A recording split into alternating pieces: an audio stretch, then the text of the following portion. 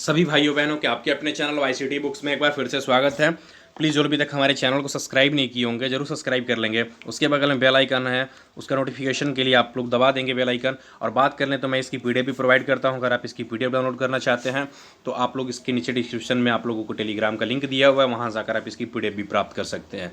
देखिए, मैं बता दूँ कि आप लोगों के लिए जितने भी करंट अफेयर्स की वीडियोस हैं, अब मैं उम्मीद करता हूं कि आप लोग थोड़ा सा समझेंगे और थोड़ा सा कंप्रोमाइज़ करेंगे। मैं आप लोगों के लिए अब वीकली लेकर आऊँगा करंट अफेयर्स की, जितने अंदर सारी भी चीज़ें आप लोगों के लिए रहेंगी, इसलिए कि डेली कुछ करंट अफेयर्स कुछ लोग कम देखते हैं। और साथ में आप लोगों के लिए जितनी भी जॉब से रिलेटेड डेली कम से कम मैं उम्मीद करूँगा कि एक जॉब से रिलेटेड जितनी भी हैं चीज़ें आप लोगों को लिए लेकर आया जाए और आप लोगों को बताया जाए, चाहे वो किसी भी फील्ड का हो, चाहे वो इंजीनियरिंग का फील्ड का हो, चाहे वो आप लोगों के लिए डॉक्टरी का फील्ड का हो, चाहे वो आप लोगों के पुलिस कांस्टेबल वगैरह जितनी भी चीज़ें की फील्ड को हो, किसी भी बैंक वगैरह, रेलवे वगैरह, जिस फील्ड का होगा, आप सारी चीज़ों को आप लोगों के लिए एक जॉब के बारे में बताया जाएगा। इस पर आप लोग गौर किया कीजिएगा और उस फॉर्म को जरूर अप्लाई आप जो भी होगा अप्लाई करने की कोशिश कीजिएगा। ठीक है, तो चलिए देर ना करते हैं, हम गौला सेशन हो सके तो डेली कंटिन्यू आप लोगों के लिए करंट अफेयर्स रह भी सकता है, लेकिन अभी उसके बारे में थोड़ा सा हम लोग विचार कर रहे हैं, उसके बाद से हम लोग बता रहे हैं, क्योंकि उतना बढ़िया हम लोगों को रिव्यू नहीं मिल पा रहा है लड़कों के द्वारा। तो इसके लिए इसलिए कि आप लोग शेयर वगैरह तो थोड़ा सा करते नहीं हैं। अगर ऐसा होता है तो फिर मैं दोबारा इसे स्टार्ट कर दूंगा। ऐसे तो आप लोगों के लिए वीकली जो भी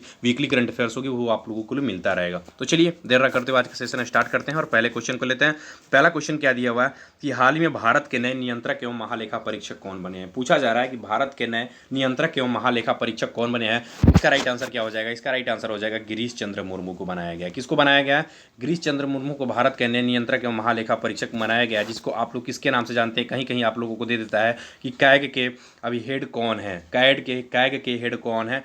कैग के बारे में आप लोग जानते हैं, इसको क्या कहते हैं? नियंत्रक एवं महालेखा परीक्षक कहते हैं। ठीक है, बात कर लें कि किसको बना दिया गया? गिरीश चंद्र मुर्मू को। गिरीश चंद्र मुर्मू थे क्या, तो आप लोगों को ये भी पता होना चाहिए। तो गिरीश चंद्र मुर्मू जो थे वो हमारे अभी फिलहाल में जम्मू एंड कश्मीर के क्या थे? राज्यपाल के रूप में बने हुए थे, लेकिन इन्होंने राज्यपाल के पद से इस्तीफा दे दिया। उसके बाद से क्या बना दिया गया है? इनको बना दिया गया है। बात कर ले रहे हैं कि जो कैग है इसका एक पॉइंट आप लोगों को क्वेश्चन, दो पॉइंट्स बनते हैं। एक क्वेश्चन मैं आपसे पूछूंगा, एक क्वेश्चन मैं बता दे रहा हूँ। पूछा जा सकता है कि कितने वर्ष के लिए होता है, तो याद रख लीजिएगा 6 वर्ष या 65 वर्ष जो पहले आया। अच्छा, ये बात आप लोग समझते हैं, बार बार ये देखने को मिलता है 6 वर्ष या 65 वर्ष। 6 वर्ष मतलब कहने का मतलब ये अपने पद पर 6 वर्ष रहेंगे, लेकिन 65 वर्ष कहने का मतलब ये है कि अगर 65 वर्ष का ओवर हो जाते हैं, उसके पहले अगर आपका 6 वर्ष नहीं खत्म हुआ होता तो आपको हटा दिया जाएगा। कहने का मतलब ये है कि मान लीजिएगा अगर 62 वर्ष की उम्र में आपकी नियुक्ति हुई है और ये 6 वर्ष की नौकरी, मान लीजिए 6 वर्ष की पद की है, ठीक है, और 62 वर्ष पे हुए तो 6 वर्ष अगर आप यहाँ से जोड़ेंगे तो 62 और 6 कितना हो जाएगा आपका? करीब करीब 68 के लगभग चला जाएगा। ठीक है, 67 के लगभग, 67 के लगभग चला जाएगा। लेकिन कहने का मतलब है कि जब आप इसके ऊपर जाएंगे तो आप 65 के ऊपर चले गए 2 साल, तो लेकिन जब आप 65 पे जाएंगे तभी आपको खत्म कर दिया जाएगा। आपको 3 साल पे ही कार्यकाल को, इसको 4 साल पे इसके कार्यकाल को खत्म कर दिया जाएगा। तो यही 6 वर्ष या 65 वर्ष का मतलब है। आप लोग ये क्वेश्चन ये बताइए कि इसको किस आर्टिकल में रखा गया है। ठीक है, इसका राइट आंसर आप लोग को कमेंट में बताना है कि कैग को अर्थात नियंत्रक महालेखा परीक्षक को किस आर्टिकल में रखा गया, ये आप लोगों के लिए कमेंट में बताना है। ये क्वेश्चन आप लोगों के लिए है। ठीक है, चलते हैं अगले नंबर क्वेश्चन की तरफ। अगला नंबर क्वेश्चन क्या दिया हुआ है कि हाल ही में किस राज्य या केंद्र शासित प्रदेश में बंगस आवास मेले का आयोजन किया गया है। पूछा जा रहा है कि किस राज्य या केंद्र शासित प्रदेश में बंगस आवास मेले का आयोजन किया गया है।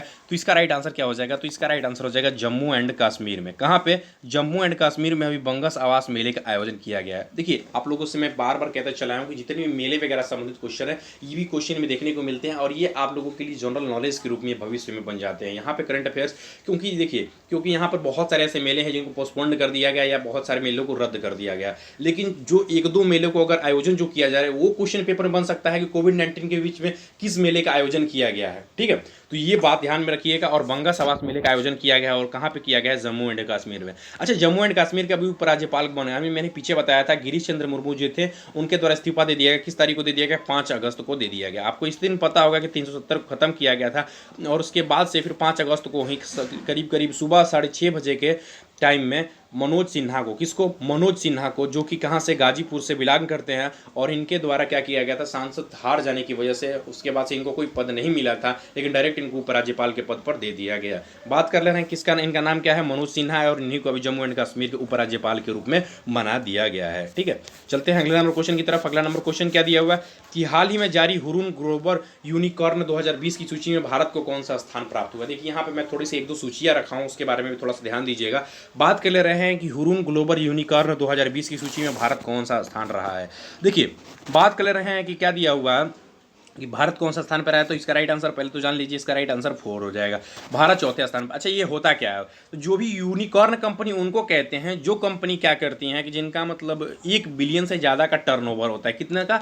1 बिलियन से ज़्यादा का टर्नओवर होता है, उन कंपनी को हम लोग यूनिकॉर्न कंपनी कहते हैं। तो ऐसे इंडिया में 21 कंपनी है जिनका टर्नओवर जो है वो 1 बिलियन से ज़्यादा है। तो भारत इसी में चौथे स्थान पर है। बात कर ले रहे हैं कि प्रथम स्थान पर कौन रहा, तो भारत में भारत के जो प्रथम स्थान पर रहा यूएसए जो है वो प्रथम स्थान पर रहा, और 233 कंपनियां, 233 ऐसी यूनिकॉर्न कंपनियां हैं जिनके साथ ये क्या रहा, ये प्रथम स्थान पर रहा। और भारत की कुल कितनी कंपनियां रहीं, भारत की 21 कंपनियां रहीं जिनके द्वारा 1 बिलियन से ज़्यादा का टर्नओवर किया गया। इसीलिए इनके हुरून ग्लोबल यूनिकॉर्न 2020 की सूची में भारत को चौथे स्थान पर रखा गया है। ठीक है, चलते हैं अगले नंबर क्वेश्चन की तरफ। अगला नंबर क्वेश्चन क्या दिया हुआ है, अगला नंबर क्वेश्चन दिया भाई कि हाल ही में सेबी के चेयरमैन अजय त्यागी, यहाँ पे अपने आप में क्वेश्चन बन गया कि सेबी के चेयरमैन कौन है। सेबी के चेयरमैन जो है अजय त्यागी है। इनके कार्यकाल को कितने महीने तक के लिए बढ़ा दिया गया है, तो याद रख लीजिएगा इनका जो कार्यकाल है वो 18 महीने तक के लिए बढ़ा दिया गया है। सेबी के चेयरमैन अजय त्यागी का अभी कार्यकाल आप लोगों को पता होगा कि अभी इनका सितंबर में खत्म होने वाला था। कब? सितंबर 30 को खत्म होने वाला था, लेकिन इनका कार्यकाल फिर से 18 महीने के लिए बढ़ा दिया गया है। और सेबी के चेयरमैन कौन है, तो अजय त्यागी हैं। तो इंपॉर्टेंट पॉइंट है, इसे भी ध्यान दीजिएगा।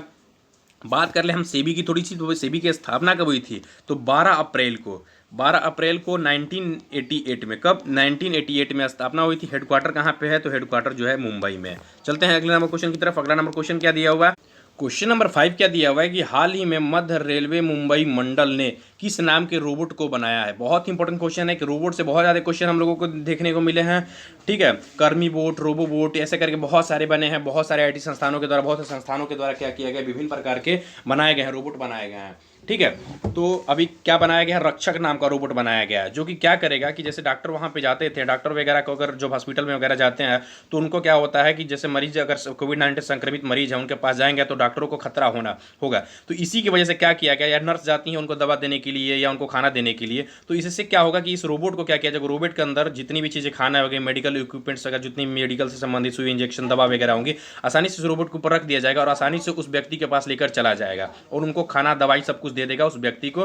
तो इसी नाम का भी, किस नाम का रोबोट तैयार किया गया है, मध्य रेलवे मुंबई मंडल के द्वारा, रक्षक नाम का मुंबई। और ये क्या करेगा, ये कम्युनिकेशन भी स्थापित करने का कार्य करेगा। इसके अंदर डिवाइस ऐसी होंगी जिसके द्वारा क्या करेगा, आसानी से उस रोबोट के द्वारा रोबोट वहाँ पे चली जाएगी और यहाँ पे व्यक्ति जो है आसानी से बात कर सकेगा डॉक्टर वगैरह, नर्स वगैरह से। ठीक है, चलते हैं अगले नंबर क्वेश्चन की तरफ। अगले नंबर क्वेश्चन क्या दिया हुआ है कि हाल ही में किस कंपनी ने फ्यूचर ब्रांड इंडेक्स 2020 में दूसरा स्थान प्राप्त किया है।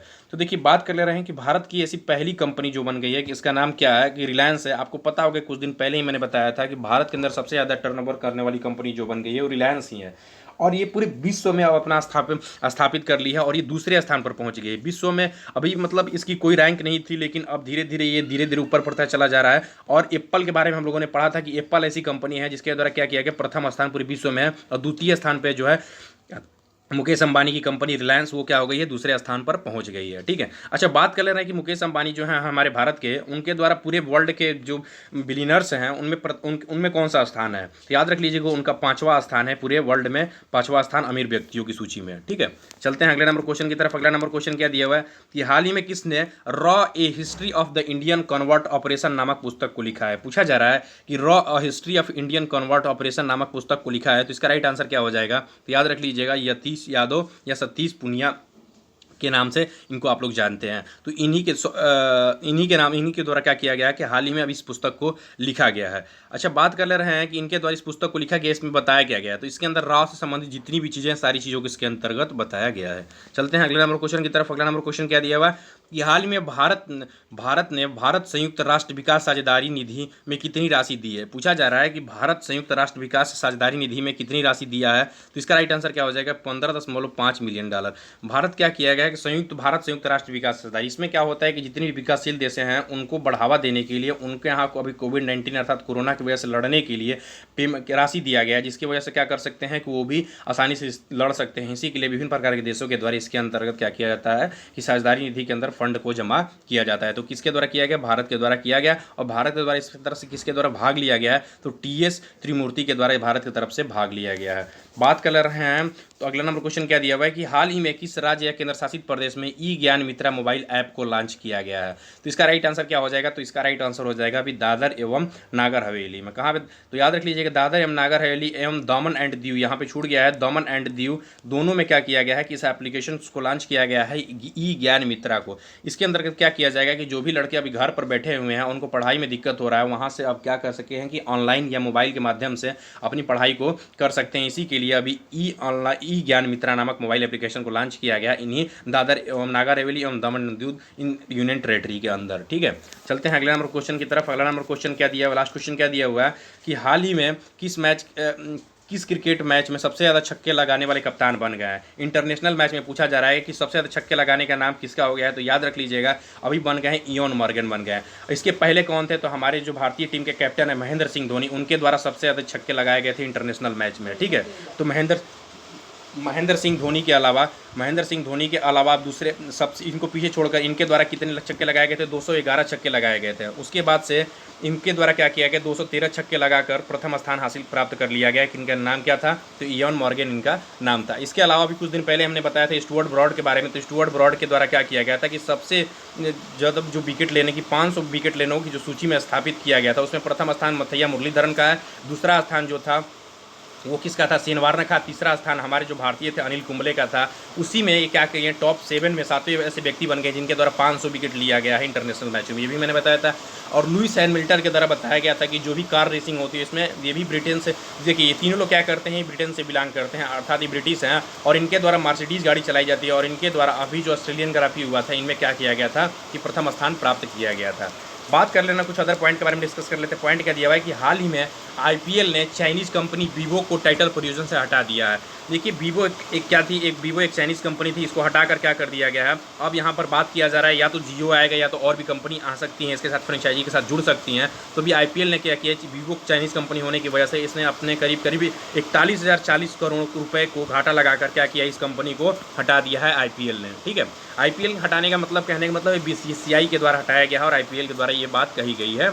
चलते हैं अगले नंबर पॉइंट के बारे में क्या दिया हुआ है कि हाल ही में असम के पूर्व राज्यपाल आर.डी. प्रधान का निधन हो गया है। किसका निधन हो गया है, तो असम के जो पूर्व राज्यपाल थे आर.डी. प्रधान, उनका निधन हो गया। और मैंने कल भी एक पॉइंट बताया था कि शिवाजी राज पाटिल जो महाराष्ट्र के पूर्व मुख्यमंत्री थे, जिनका नाम क्या था कि शिवाजी राज पाटिल, उनका क्या हो गया है कि हाल ही में उनका भी अभी मृत्यु हो गया है। देखिए इसके आंसर की प्रोवाइड की हुई है। अगर आप इसकी आंसर की अगर इसकी पीडीएफ डाउनलोड करना चाहते हैं तो हमारे टेलीग्राम ग्रुप से जुड़कर आसानी से इसकी पीडीएफ भी प्राप्त कर सकते हैं। वाईसीटी आप लोगों के लिए हर प्रकार की बुक्स अवेलेबल कराती है। किसी प्रकार की बुक्स को आप खरीदना चाहते हैं तो वाईसीटी के ऑफिशियल साइट पर जाकर वहाँ पर बुक्स को खरीद सकते हैं। मैं ये भी बता दूं कि आप लोगों के लिए बहुत जल्दी अब जितने भी आप लोगों की जो भी जॉब से रिलेटेड जितनी भी न्यूज़ होंगे, सारी चीज़ों के लिए आप लोग उसके लिए वीडियोज़ लेकर आई जाएंगी। तो चैनल को जरूर सब्सक्राइब कीजिएगा और वीडियो अच्छा लगे तो लाइक जरूर कीजिएगा, अपने दोस्तों में भी शेयर कीजिएगा। थैंक यू दोस्तों।